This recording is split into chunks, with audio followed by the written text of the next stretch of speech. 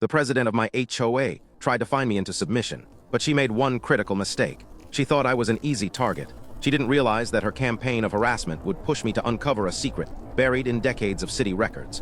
A secret that would threaten her entire little kingdom. This is the story of how I fought back. Not with angry emails, but with cold, hard proof that turned her own rules against her. She picked a fight with the wrong homeowner, and she was about to find out just how badly she had miscalculated. It all started the way these things always do. With a piece of paper in my mailbox that felt less like a friendly notice and more like a declaration of war. But this wasn't just any notice. This was from Brenda. I just bought my first house. It wasn't some mansion, but it was mine.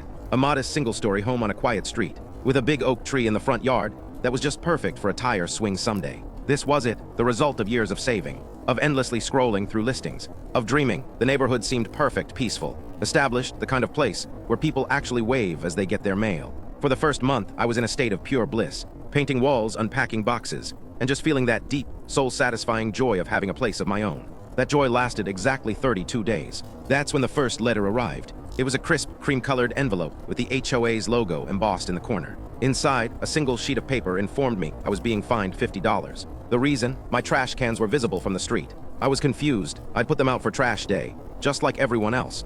But the letter stated they had to be returned to their designated, non-visible storage location within 3 hours of pickup. The truck had come at 8 a.m. while I was at work. The letter was time-stamped with a photo taken at 11:30 a.m. I figured it was just a mistake, a classic welcome to the neighborhood, overzealous volunteer type of thing.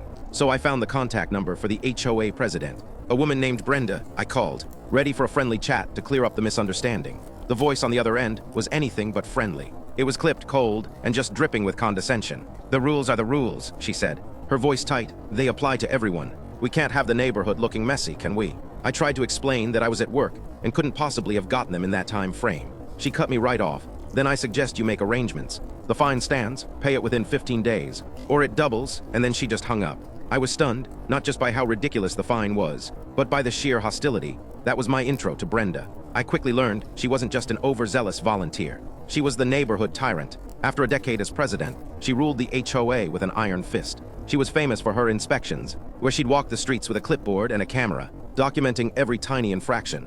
A weed in a flower bed, a kid's toy on a lawn, holiday decorations up a day too long. Nothing was too small for Brenda's wrath. I paid the $50, telling myself it wasn't worth the fight. I just wanted to live in peace. But I was so naive. That payment wasn't an end to it. For Brenda, it was a green light. It told her I was an easy target, and her campaign of harassment was only just getting started. Soon, the letters were coming weekly. A $75 fine because the small garden flag I put out wasn't on the pre-approved list of seasonal daycare. A $100 fine because a patch of my lawn was exhibiting signs of drought stress during a citywide advisory to conserve water. No less, each letter got more aggressive, filled with threatening language about liens, legal action, and my duties as a homeowner.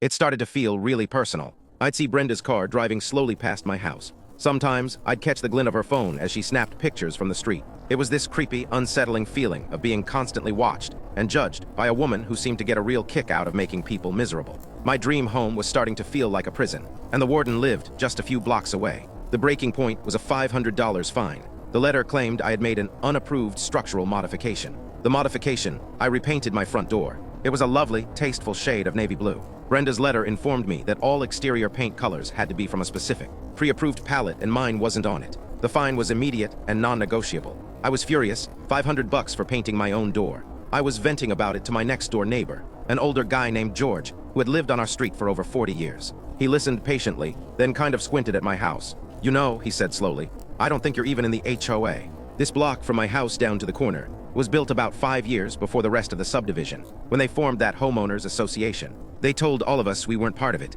His words just hung in the air. Could it really be that simple? Had I been paying fines and putting up with harassment from an organization that had zero jurisdiction over me? A tiny spark of hope ignited in my chest. George admitted he wasn't sure about the legal stuff, just what he remembered from decades ago. But it was enough. It was a thread, and I was going to pull it. That night, I tore through the mountain of paperwork from my home closing. I read every single page of the title report, the deed, the seller's disclosures. There was no mention of a homeowners association. No covenants, conditions, and restrictions, or CC and RS. Not a thing. The next morning, I felt like a detective on a secret mission. My first stop was the county clerk's office, where all the public land records are kept. The clerk behind the counter was amazing, showing me exactly how to access the digital archives. My goal was to trace my property's entire history, its chain of title, and see if it had ever been legally tied to the HOA. I typed in my address and parcel number and went back, year by year, owner by owner. It was actually a fascinating look into the history of my little piece of land. I saw the original farmer who sold the plot, the developer who built the house, and every family who lived here before me. I searched for any document, any amendment, any record that mentioned the HOA, or subjected my lot to its rules. Hours ticked by. My eyes were blurry from staring at the screen and reading dense legalese. I found the master deed that created the HOA. And then I found it, the smoking gun. It was a detailed subdivision plat map from the year the HOA was legally formed. The map showed the precise boundaries of the association's territory. And clear as day, my lot, along with George's and 3 others on our side of the street, was drawn just outside the line. We were never ever included. A wave of pure, triumphant adrenaline washed over me. It was true. Brenda had zero power over me. All the letters, the fines, the threats, the stress, it was all a complete sham. She was a bully with a phantom crown, and I had just found the proof that she was no queen at all. But just knowing wasn't enough. I had to build an airtight case. I went home and started to meticulously document everything. I created a binder. Each harassing letter got its own page protector. I printed out every email. I wrote down a detailed timeline of every interaction, every phone call, and every time I saw her taking photos of my house. Noting the dates and times, my anger had cooled into a cold, calculated determination. This wasn't just about getting her to leave me alone anymore. This was about making her accountable. With my binder of evidence ready, I drafted a formal letter, but I didn't send it to Brenda. I sent it via certified mail to the entire HOA board of directors. In the letter, I laid it all out. I stated straight up that my property was not, and had never been, part of the HOA. I included a copy of the official plat map from the county records, with my lot clearly highlighted outside the boundary. I detailed Brenda's targeted harassment and the series of illegal fines she'd hit me with. I demanded a written response, canceling all fines and an immediate end to all contact. I was expecting a quiet, embarrassed apology. What I got instead was a letter from the HOA's lawyer. It was a masterclass in condescending legal jargon. The lawyer dismissed my findings, claiming the HOA's internal records showed I was a member, basically because I had paid that first $50 fine. He accused me of misinterpreting public records and ended with a threat. If I kept refusing to pay the $500 fine for my front door, the HOA would place a lien on my property. They had called my bluff, or at least, they thought they had. They didn't realize I wasn't bluffing. Brenda's arrogance had just become the HOA's legal liability. So I took my binder and the lawyer's letter, and I went to the city. I filed a formal harassment complaint with the city's planning department, the body that oversees HOAs. I didn't just complain. I presented my case. I handed them the title search, the plat map, the stack of threatening fine notices, the written statement I'd gotten from my neighbor George, and the dismissive letter from their lawyer. The city official who reviewed my file was quiet for a long time. Then she looked up at me and said, "This is serious. We're going to schedule a formal mediation." The day of the meeting arrived. We were in a sterile conference room at City Hall. Me on one side, Brenda, the HOA's lawyer, and another terrified-looking board member on the other. Brenda sat there with a smug, self-satisfied smirk on her face. She was on her home turf, ready to watch the little guy get put in his place. The city mediator began, calm and professional. He asked the HOA's lawyer to present the legal basis for their authority over my property. The lawyer confidently slid a folder across the table. Mr. Doe's property is part of the Whispering Pines HOA. He acknowledged this when he paid his first fine. The mediator glanced at the folder. Then at me, I didn't say a word. I just slid my own binder across the table. "Please turn to tab A," I said calmly. "That is the official, recorded plat map for the Whispering Pines subdivision, sourced from the county clerk's office this week." The mediator opened my binder. Brenda's lawyer leaned over to look. Brenda's smirk faltered. She started whispering to the lawyer in a harsh, frantic hiss. The mediator ignored them. He turned to the lawyer and said, "This document seems to show the property in question is not part of the HOA. Do you have a recorded instrument, a covenant, or an amendment showing this property was ever legally added to the association?" Silence. The lawyer shuffled his papers. He cleared his throat. Our internal records." He stammered, but the mediator cut him off. "I'm not asking about your internal records. I'm asking for a legal, recorded document, the kind that stands up in court." More silence. The lawyer looked at Brenda. Brenda just stared at the table, her face turning a blotchy red. They had nothing, it didn't exist. In that one moment, her entire reign of terror, built on nothing but bluster and intimidation, completely collapsed. The smirk was gone, replaced by the slack-jawed look of someone whose power had just been publicly and permanently dismantled. The mediator's decision was swift and final. All fines against me were illegal, null and void. The HOA was issued a formal cease and desist order, forbidding them from ever contacting me again about rules, fines, or fees.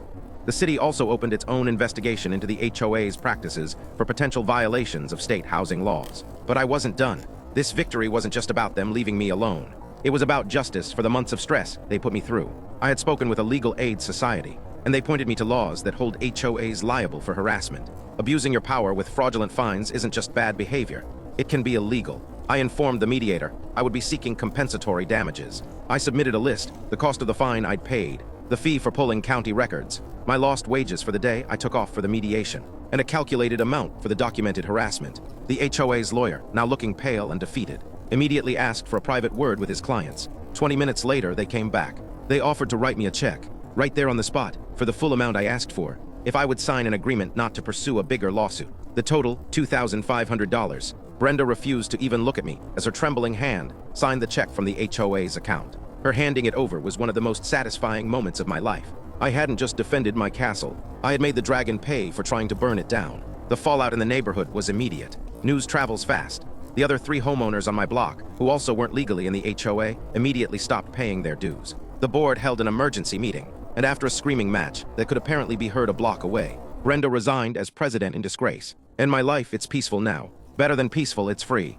As a little celebration, I went out and bought the most obnoxious, oversized, multicolored plastic flamingo I could find and stuck it right in the middle of my front lawn. The next day, I painted my front door a gloriously bright, non-approved shade of yellow. And my trash cans, sometimes they sit at the curb all day long, and it is wonderful. So if there's a lesson here, it's that knowledge is power. Don't ever let a bully, no matter how official they seem, make you feel powerless in your own home. Do your homework, read the fine print, and never be afraid to dig for the truth. Sometimes the best weapon you have is a trip to the county clerk's office and a well-organized binder. They messed with the wrong house, and in the end, they literally paid for it. If you've ever had your own nightmare story with an HOA, Karen, or some other power-tripping bully, I want to hear it. Drop your story in the comments below. What would you have done in my shoes? And if you enjoyed this little story of sweet, documented revenge, make sure you hit that like button and subscribe for more stories about fighting the power and winning. Thanks for watching.